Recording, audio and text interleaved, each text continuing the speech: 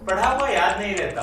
Exam में question देख के लगता तो है कि मैं वो क्वेश्चन कर पाऊंगा, बट वो होता नहीं है। हमें एग्जाम में ऐसा लगता है कि यार मैं हाई स्कोर कर सकता था, लेकिन मुझे काफी चीजें आई नहीं और मैं हाई स्कोर कर नहीं पाया। और यही प्रॉब्लम होती है मेजॉरिटी ऑफ द बच्चों की जो क्लास 10 की प्रिपरेशन कर रहे होते हैं। तो आज के वीडियो में हम ये डिस्कस करने वाले हैं कि ये जो प्रॉब्लम है इसका क्या मेन रीजन है और क्या इसका सॉल्यूशन है। तो मेन रीजन इसका है कि यार लैक ऑफ रिवीजन। अब बच्चे तुरंत बोलेंगे भैया रिवीजन, हम तो रिवीजन करते हैं, सारी चीजों को पढ़ते हैं वापस से, वैसे ही जैसे हमने स्क्रैच से जब पढ़ रहे थे तब जो स्ट्रेटजी यूज की थी उसी स्ट्रेटजी को यूज करते हैं, वापस से वही वीडियो देखते हैं, वापस से वही नोट्स पढ़ते हैं, सारे सब्जेक्ट को इक्वल टाइम देते हैं रिवीजन पे। तो बेटा ये जो स्ट्रेटजी है, ये जो तरीका है रिवीजन का, ये सबसे गलत तरीका है। इसमें सिर्फ और सिर्फ वेस्ट ऑफ टाइम होता है, ये रिवीजन नहीं है।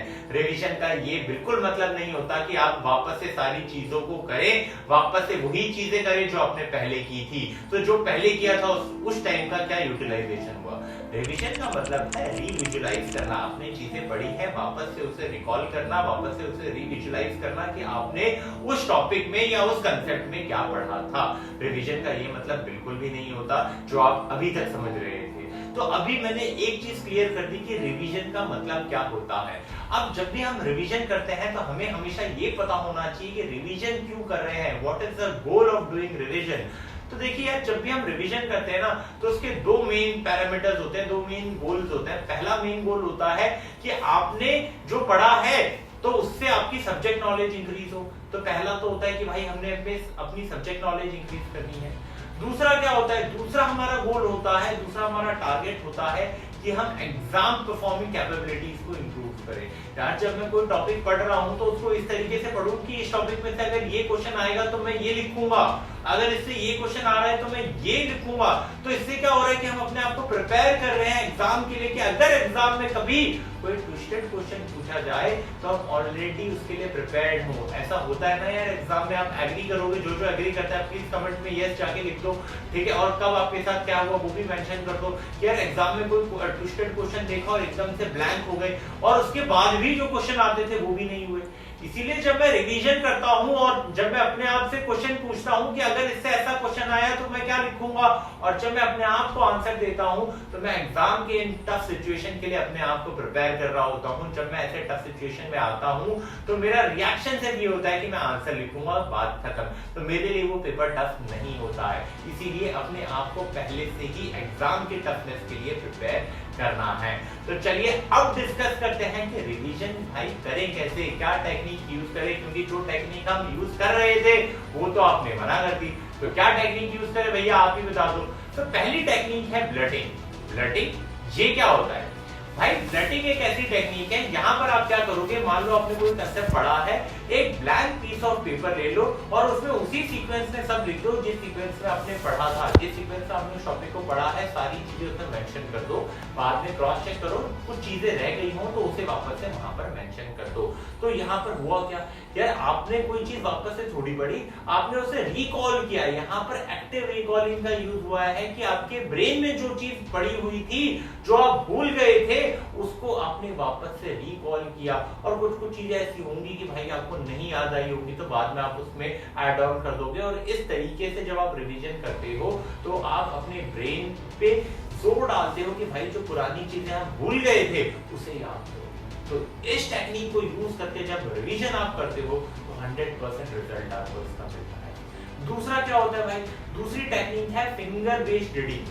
यार जब भी हम रिवाइज करते हैं नोट्स को, मान लो ब्लटिंग से जो मैंने नोट्स बनाए उसको जब मैं नेक्स्ट टाइम रिवाइज करूंगा तो यार मेरे फिंगर ना वो वर्ड के साथ चलने चाहिए। होता क्या है कि हम देखते हैं तो हमें लगता है अच्छा ये तो हमें आता है और हम छोड़ देते हैं। और जो मैंने दिक्कत बताई थी कि यार एग्जाम में जब क्वेश्चन देखते हैं कि आता है बट वो हो नहीं पाता, क्यों? क्योंकि रिवीजन के टाइम पे उसे अच्छे से देखा नहीं था। इसलिए आपके फिंगर वहां मूव करने चाहिए ताकि आपका कंसंट्रेशन वहां पर बना रहे, आप पूरे फोकस के साथ उस चीज को पढ़ें और वो चीजें आपको वापस से अपनी मेमोरी में फुल्ली तरीके से रिटेन हो जाए। इसलिए जब भी रीडिंग करेंगे या तो आप फिंगर पॉइंट कर दीजिए या तो पेन लेके बैठ जाइए, पेन को ऐसे घुमाइए, बट पेन चलाना मत, ढक्कन लगाकर आप उसके ऊपर मूव करना, ठीक है। नोट्स खराब मत करो अपने, ठीक है। तो जब आप इस तरीके से रीडिंग करते हो तो वो चीजें आपको जरूर हेल्प करती है।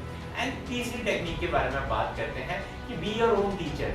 यार एक चीज मैं हमेशा मानता हूँ कि अगर आप किसी टॉपिक को इस तरीके से याद कर रहे हैं कि आप किसी बच्चे को पढ़ा रहे हैं तो वो चीजें आपके लिए लॉन्ग टर्म पे रिटेन हो जाती है। अब ऐसा नहीं जरूरी नहीं कि आपको कोई मिल ही जाएगा आप किसी को पढ़ा दो, अगर किसी दोस्त को कोई कंसेप्ट नहीं आ रहा पढ़ा रहे हैं तो that is the best thing. लेकिन अगर आपको कोई नहीं मिल रहा तो घर में भी आप इस तरीके से याद करो यार, कि इस तरीके से डिसाइड करो कि आप किसी बच्चे को पढ़ा रहे हो, ठीक है, अपने किसी क्लास के बच्चे को पढ़ा रहे हो, तो वो चीजें आपको लॉन्ग टर्म के लिए याद रह जाती है। और ये तरीका काफी यूजफुल रहता है, बिकॉज जब आप किसी चीज को पढ़ा रहे होते हो ना तो आपको वो चीज बहुत अच्छे तरीके से समझ में आ रही होती है। आपने देखा होगा काफी सारे टॉपर्स के, काफी सारे टीचर्स के, काफी सारे फैकल्टीज की वीडियोस में ये चीजें हमेशा मेंशन रहती है कि जब आप किसी को कोई चीज समझा रहे होते हो ना तो वो चीज आपको और अच्छी से याद हो जाती है, बिकॉज वो आपका रिवीजन हो रहा होता है। तो अगर आपको कोई मिलता है तो वेल एंड गुड, वरना यार रूम में अपने आप डिसाइड करो, ठीक है, कि आप किसी को पढ़ा रहे हो, आप कोई क्लास ले रहे हो, कोई सर बन जाओ और क्लास ले लो, ठीक है, जरूरी थोड़ी है कि क्लास में बच्चा आना चाहिए,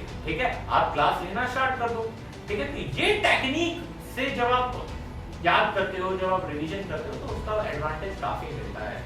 नेक्स्ट अब हम बात करते हैं कि यार डेडलाइन सेट करेंगे। रिवीजन के लिए हमेशा डेडलाइन सेट होना चाहिए, वरना होता क्या है यार, रिवीजन चला जा रहा है 2 दिन 3 दिन 4 दिन 5 दिन एक ही चैप्टर का रिवीजन इतना हो गया, ठीक है। तो रिवीजन के लिए हमेशा डेडलाइन सेट होनी चाहिए कि भाई ये रिवीजन है, मेरे को 2.5-3 घंटे में खत्म करना है इस चैप्टर को, उसके बाद मैं ये चैप्टर करूंगा, वो 2 घंटे में खत्म हो जाना चाहिए। तो हर टास्क से पहले, हर रिवीजन टास्क से पहले आप उसका डेडलाइन सेट करोगे कि यार इस डेडलाइन से पहले मैं अपने रिवीजन को कंप्लीट कर दूंगा। इससे क्या होगा कि आपका टाइम का वेस्टेज बचेगा और जो टाइम आप बचा रहे हो उसमें आप और क्वेश्चंस या और दूसरे सब्जेक्ट्स का या और दूसरा राउंड ऑफ रिवीजन कर सकते हो। इसके बाद अब एक मेन क्वेश्चन रहता है कि भैया आप बता तो रहे हो कि रिवीजन की ये टेक्निक यूज करो, ये टेक्निक यूज करो, ये चीज करो, ये चीज करो, बट ये भी तो बता दो कि रिवीजन कब कब करना है, किन किन दिनों में करना है।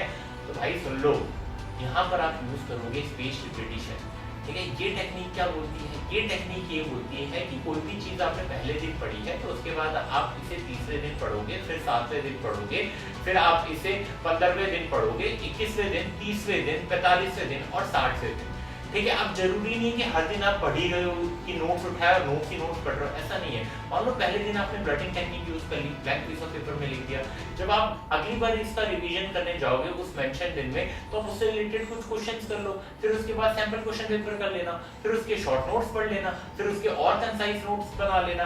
तो जब आप इन मेंशन दिनों में, जो दिन अभी मैंने मेंशन किए थे, उन मेंशन दिनों में उस टॉपिक के टच में रहते हो और इतने राउंड ऑफ रिवीजन कर लेते हो, लिख के ले लो, इस बात की गारंटी है वो चीज आप कभी नहीं भूलोगे।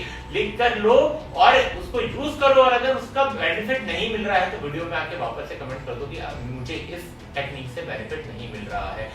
इस वीडियो के इस टेक्निक से आपको गारंटी 100% गारंटी है कि आपको बेनिफिट मिलेगा ही मिलेगा। और एक और चीज आप कर सकते हो यार, वीकली रिवीजन, मंथली रिवीजन के लिए टाइम अलॉट कर दो। रोज सुबह उठ रहे हो तो एक फॉर्मूला शीट बना लो, जितने फॉर्मूले हैं, चाहे वो फिजिक्स में हो चाहे वो मैथ्स में है, आप उसे रोज के रोज रिवाइज कर रहे हो, ठीक है। एक और आप मैथ्स के लिए कर सकते हो कि आप एक मिस्टेक नोटबुक बना लो रिवीजन के साथ साथ, कि आप नोट्स फॉर्मूला शीट तो बना ही रहे हो लेकिन मिस्टेक नोटबुक बना लो कि भाई मेरा कोई क्वेश्चन था वो फंस रहा था तो मैंने उस क्वेश्चन को लिख लिया, कहाँ फंस रहा था वो लिख लिया, ताकि मैं अगली बार उसको देख लूं कि भाई इस क्वेश्चन में मैं यहाँ फंसा था, ठीक है। तो इससे मैं क्या कर रहा हूँ, अपने मिस्टेक्स को इंप्रूव करता जा रहा हूँ। आप जितने अपने मिस्टेक्स को इंप्रूव करते जाओगे आप अपने 90-95% लाने के चांस को उतने ग्रो कर रहे हो, ठीक है। अगर आप 90-95% लाना चाहते हो तो आपको अपने चांसेस को ग्रो करना पड़ेगा, और वो ग्रो कैसे होंगे, आप अपने मिस्टेक्स को कम कर दो।